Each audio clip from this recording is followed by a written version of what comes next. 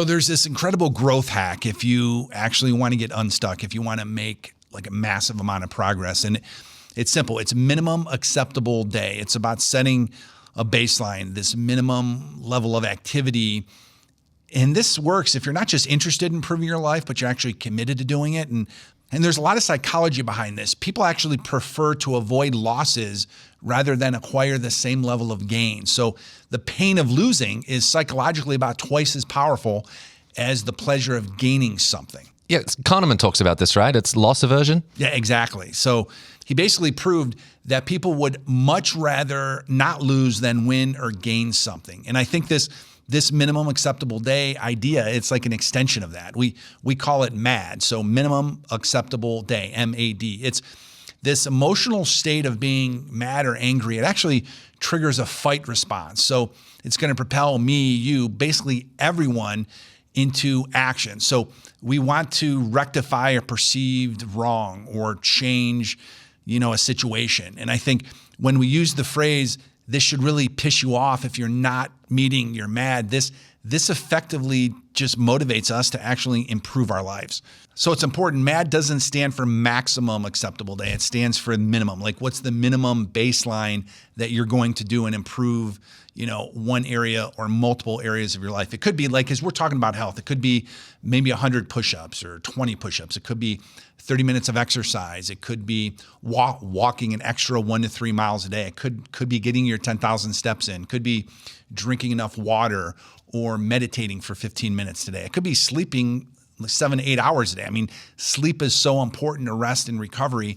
I think that's sort of, an overlooked frontier for most people. But this approach works because it sort of builds consistency. Like Jerry Seinfeld, the comedian, he used to focus on just not breaking the chain. So he had this calendar, and essentially he marked a big red X every day he woke up and wrote at least an hour, I think it was, of jokes. So some days he wrote 2, 3, 4, 5 hours.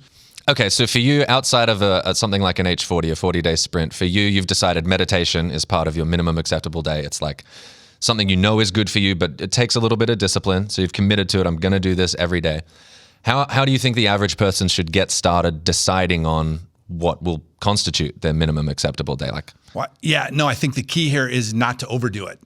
I think we look at our bodies and minds as like vehicles, and we don't want to redline them. We don't want to. Far too many people start working out, and the first day they get inspired, they take action, they go to the gym, and then they spend 60 minutes on the treadmill or the Stairmaster, and they're just completely wiped out. They feel way worse after than they did before. So I think it's like they set the bar too high. Yeah, you can't do that every day. So the goal here with MAD, again, the M stands for minimum acceptable day. I think a minimum acceptable day for most people would be to walk like additively, like an extra 1 to 3 miles per intentional movement. Yeah, exactly. And if you're not going to eat clean 100% of the time, maybe 1 meal a day is clean. Yeah. Like no matter what, matter, like 7 days a week, one meal a day is clean. Hopefully on multiple days, your whole day is clean eating. But you get the idea. I think it's push-ups. If you wake up in the morning and you can't do 100 push-ups in a row, then you're not going to set a MAD goal of 200 push-ups. I mean, it might be 20 or 30. And right, for me, I just keep adjusting my MAD. I'm always, like at one point it was 100 push-ups. I made sure that no matter what, I got 100 push-ups. Did you really? Yeah. Wow. And that's an amazing thing because, even if you're not doing 100 in a row, I never got to 100 in a row, but in the high 70s. And it was just this, I mean, it's invigorating. Yeah. It's like, empowering and knowing that you can put that big red X across there. I think MAD works. The beauty of this is it works for your health. It works for your relationships. It works for your finances. I mean, if you love somebody, should you be interested or committed in your marriage and your relationships with those key people in your life? I think the answer is we need to be committed. Crazy.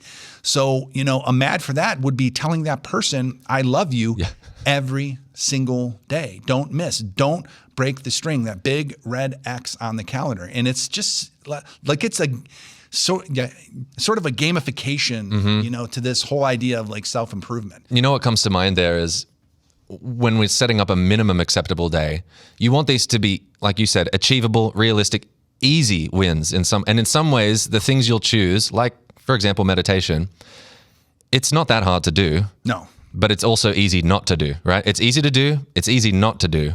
And where MAD as a framework becomes really helpful is those things that can often be just pushed to the side, you commit to. No, this is going to be part of my minimum acceptable day. It's not hard to do, but it's easy not to do. I'm committing I will do it and stack up this chain of X's. And for some reason, human psychology, we just love chains of things like that. You don't want to break your winning commitment streak. And consistency. When we make a commitment to something, we have this innate desire to follow through with that, believe it or not. So it's that, right? It's a psychological trigger in Cialdini's book Influence, where he talks about commitment and consistency. It is literally a way to get people to take action, a way to trick yourself, trick your mind into following through and taking action on that key area of your life that you're trying to improve. And in behavioral economics, we have Kahneman and that whole beautiful idea of what gets people to actually take action and do things. And we're writing that abstract, that white paper on behavioral systemics, and we're building freedomology around loose framework theory. And it's this incredible idea that we're all different. And if we created a system with freedomology, with, let's say, H40, the health sprint, that was so rigid, you absolutely had to do, check off 1, 2, 3, 4, 5, 6, 7, 8, 9, 10. You had to do these 10 things. Eat exactly these things. Yeah. The chance of success during the sprint might not be affected that much. The chance of sustainability after the sprint is ruined. So what we're trying to build here is a lifestyle that people can continue. That's why we don't put an end date on these sprints. It's starting May 1st. It's a 40-day sprint, but then hopefully we get in this comfortable pace, this rhythm of living an incredible life, being healthy, adopting healthy, like mental health improvements and physical health improvements. Hopefully we're designing our environments to inspire us, to wow us, to really enjoy, right? The best part about life is experiencing the world with people we love. We always experience things in an environment. So I think just being able to, have the ability to control these things, that's amazing. Yeah, and you know what I have loved to see in the folks who are in H40 and kind of what it does for people is these are people who are deciding to be intentional about their lives. And when I think about a minimum acceptable day, setting up your MAD goal, whatever that is, there's a level of intention that you're bringing to your life there that I don't know if most people are bringing that level of intention to their life. Like, I'm going to commit that each day should have at least this in it. I just think that's a really profound and healthy habit to be in for your mental health and, I think it's a purpose. Yeah, exactly. I think it's a lot of us struggle with mental health. We ask the question, what is the meaning of life? Or what am I here for? Or we're like a rudderless ship in the ocean. And I think anxiety can set in very easily when we're not doing what we know we should be doing. Yep. Or we don't know what we should be doing. And that means we're not doing what we should be doing, right? Just floundering. So either or. So I think just finding a purpose, asking that question, like, what is my purpose? Why did God put me here?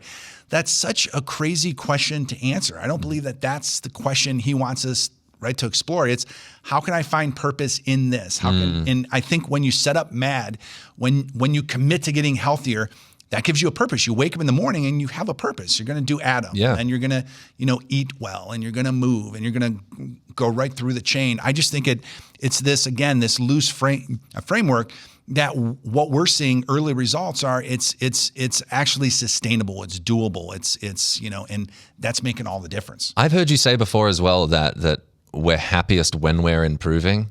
I know I've experienced that to be true in my own life. Like, when I'm moving towards a goal and I can sense progress towards that goal, or I'm developing a skill set or something, it's like deeply, deeply satisfying to me.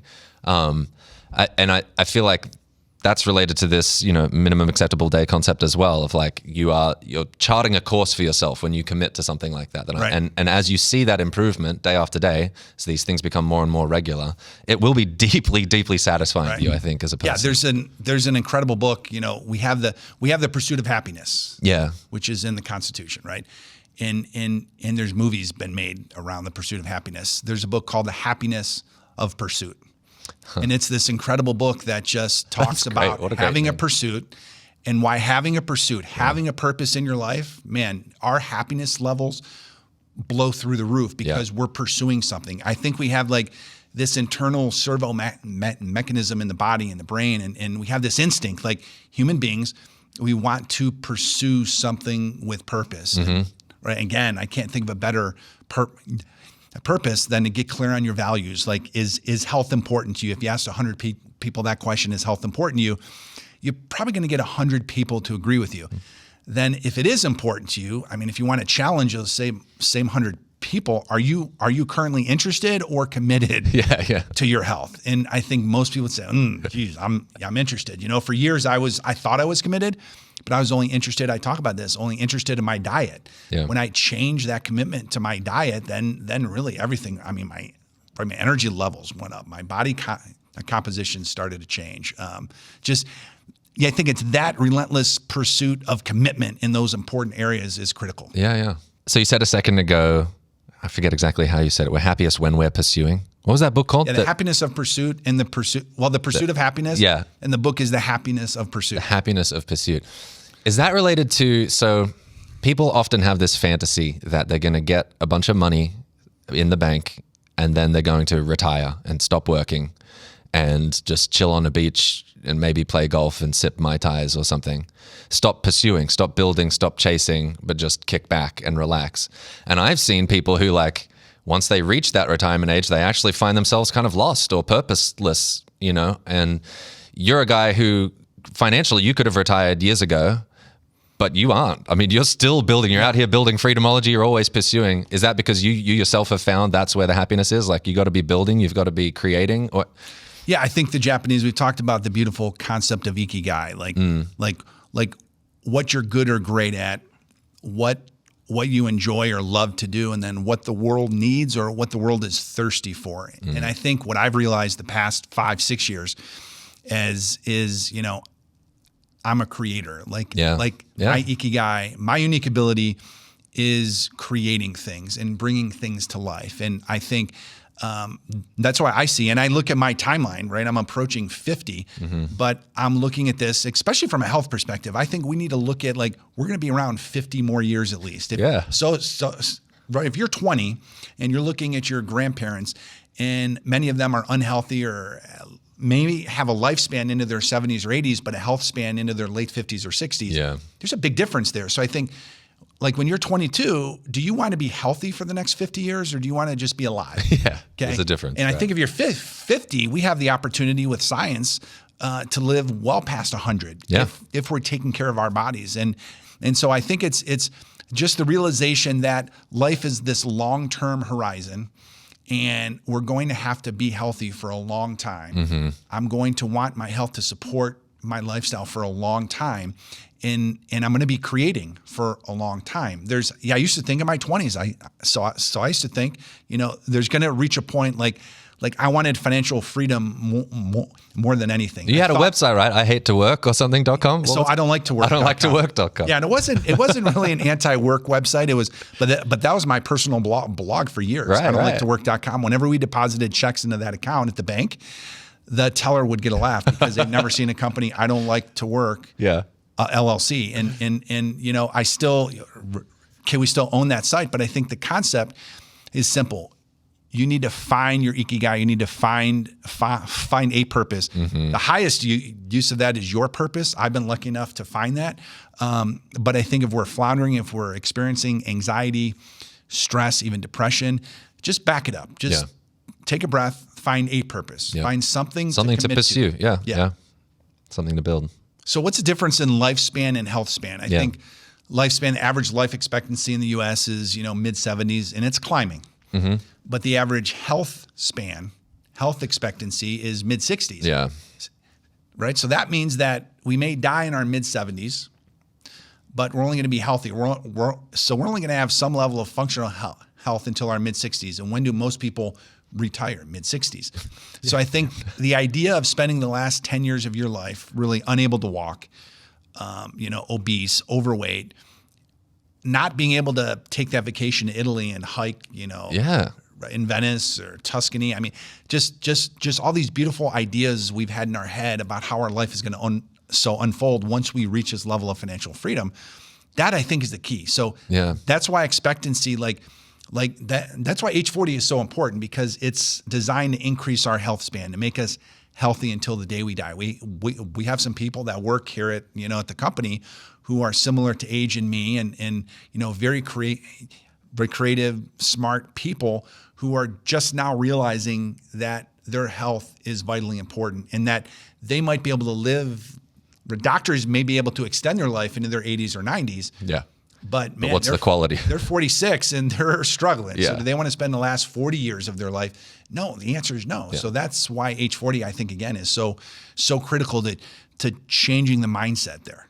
Yeah, Tony, awesome to have these conversations with you for sure. And I think if you're watching on YouTube, then like, subscribe, click that notification bell. We would challenge you to create your minimum acceptable day. And if you don't hit it, then get mad. Remember that anger can actually produce that action. It can actually produce a physiological response in the body and the brain to improve or right that wrong.